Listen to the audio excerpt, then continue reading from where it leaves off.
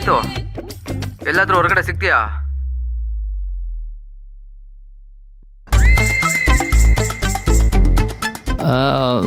ಇಲ್ಲ ಕಣೋ, ನಾನು ಸ್ವಲ್ಪ ಬ್ಯುಸಿ ಇದ್ದೀನಿ. ನಂದು ಹೊಸ ಪ್ರಾಜೆಕ್ಟ್ ಶುರುವಾಗಿದೆಯಲ್ಲ, ಸೊ ಅದ್ರಲ್ಲಿ ಬ್ಯುಸಿ ಇದ್ದೀನಿ. ಆ್ಯಂಡ್ ನನ್ನದೇ ಆದ ಸ್ವಂತ ಐಡೆಂಟಿಟಿ ಕ್ರಿಯೇಟ್ ಮಾಡ್ಕೋಬೇಕು. ಸೊ ಈಗಾಗಲ್ಲ, ನೆಕ್ಸ್ಟ್ ಟೈಮ್ ಸಿಗ್ತೀನಿ. ಬಾಯ್ ಬಾಯ್.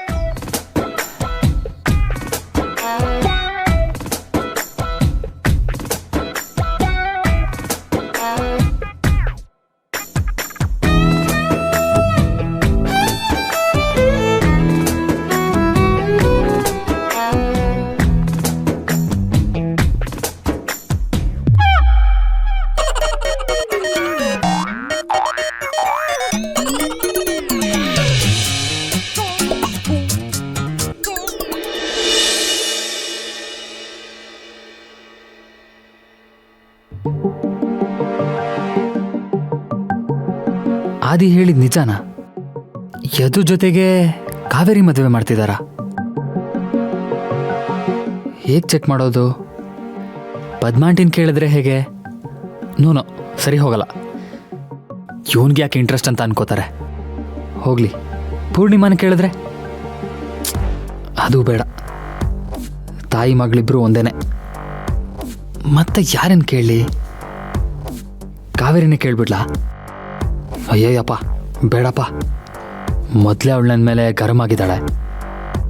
ಇನ್ನು ಇದನ್ನು ಕೇಳಿದ್ರೆ ಅಷ್ಟೆ, ಹೊಡೆದೇ ಬಿಡ್ಬೋದು. ಮತ್ತೇನು ಮಾಡಲಿ? ಎಸ್, ಇದೇ ಸರಿ, ಇದನ್ನೇ ಕೇಳ್ತೀನಿ.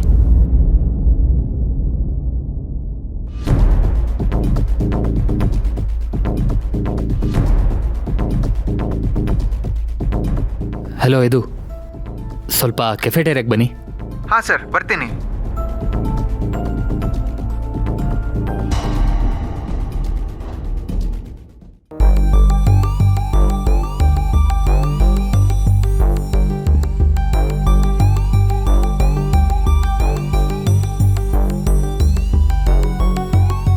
Good morning sir.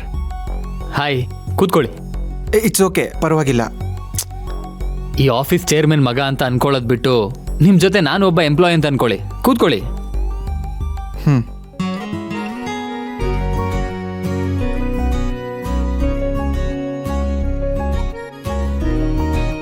ಮತ್ತೆ ಹೇಗೆ ನಡೀತಿದೆ ಕೆಲಸ? ಚೆನ್ನಾಗಿ ನಡೀತಿದೆ ಸರ್. ನೀವು ಒಳ್ಳೆ ವರ್ಕರ್ ಅಂತ ಕಾವೇರಿ ಹೇಳ್ತಾ ಇದ್ಲು. Good, keep it up. Thank you sir.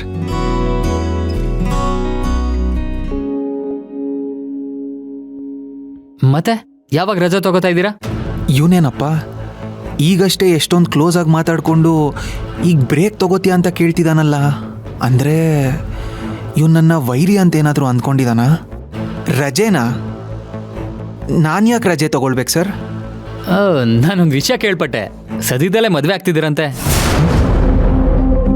So ಅದಕ್ಕೆ ಯಾವಾಗ ರಜೆ ತಗೋತೀರಾ ಅಂತ ಕೇಳಿದೆ. ಏನು ಇವನು ಇಷ್ಟು ಅಸಂಬದ್ಧವಾಗಿ ಮಾತಾಡ್ತಿದ್ದಾನೆ? ಸ್ವಲ್ಪನಾದರೂ ಮ್ಯಾನರ್ಸ್ ಬೇಡವಾ? ಅಥವಾ ನನ್ನಿಂದ ಇವನ್ಗೇನಾದರೂ ಇನ್ಫಾರ್ಮೇಶನ್ ಬೇಕಿದ್ಯಾ?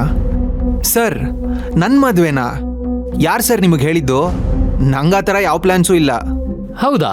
ಮತ್ತೆ ಯಾರೋ ನನಗೆ ಹೇಳಿದ್ರು. ಯಾರೋ ತಮಾಷೆ ಮಾಡಿರಬೇಕು ಸರ್. ನಾನು ಈಗ ತಾನೇ ಆಫೀಸಿಗೆ ಜಾಯ್ನ್ ಆಗಿದ್ದೀನಿ. ಮದುವೆ ಆಗೋದಕ್ಕೆ ಹೇಗೆ ಸಾಧ್ಯ? ಇವನು ಏನು ಹೇಳಿದ್ರು ಬಾಯೇ ಬಿಡ್ತಿಲ್ವಲ್ಲ. ಅಲ್ಲ, ಇದು ನಿಮಗೆ ಗೊತ್ತಿಲ್ಲದೆ ನಿಮ್ಮ ಪೇರೆಂಟ್ಸ್ ಏನಾದರೂ ಪ್ಲ್ಯಾನ್ ಮಾಡ್ತಿದ್ದೀರಾ ಅಂತ ಕೇಳಿದೆ ಅಷ್ಟೇ. ಸರ್, ನಂಗೆ ಅಪ್ಪ ಅಮ್ಮ ಇಬ್ಬರೂ ಇಲ್ಲ. ನಾನಿರೋದು ನಮ್ಮ ಅಜ್ಜಿ ಜೊತೆ.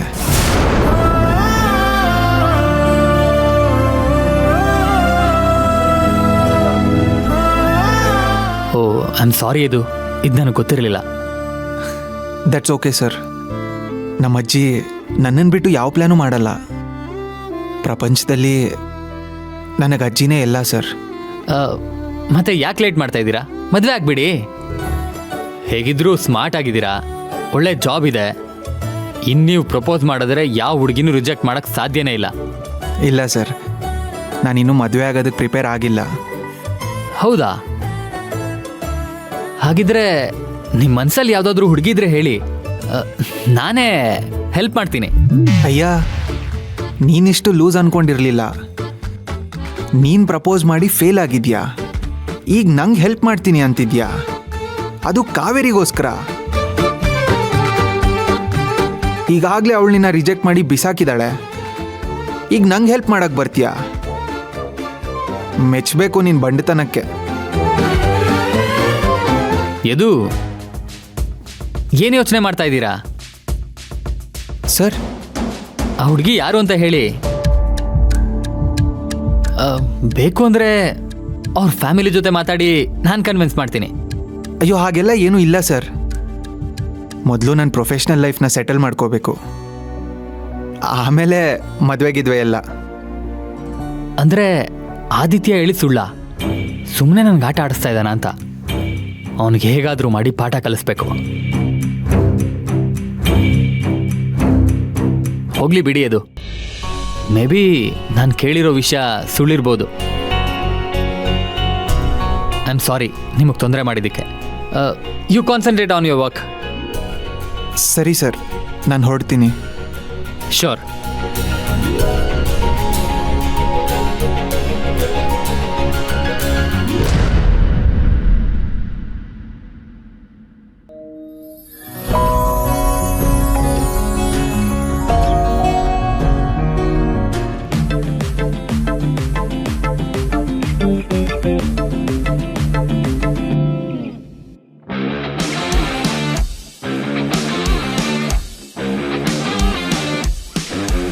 ಕಾವೇರಿ, ನಾನು ನಿನ್ನ ಹತ್ರ ಹೇಗೆ ಮಾತಾಡಬೇಕು ಅಂತ ಗೊತ್ತಾಗ್ತಾ ಇಲ್ಲ. ಅವತ್ತು ಬ್ಯಾಂಗ್ಳೂರಲ್ಲಿ ನಿನಗೆ ಪ್ರಪೋಸ್ ಮಾಡೋಕ್ಕೂ ಮುಂಚೆ ಸ್ವಲ್ಪ ಮೆಚೂರ್ಡಾಗಿ ಯೋಚನೆ ಮಾಡಬೇಕಿತ್ತು.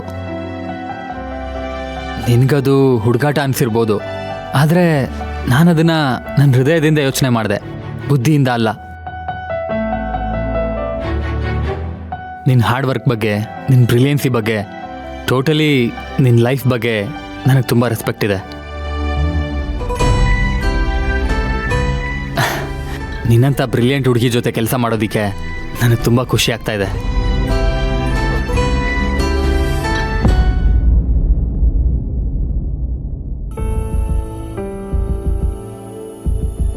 ಕಾವೇರಿ, ಕಾವೇರಿ,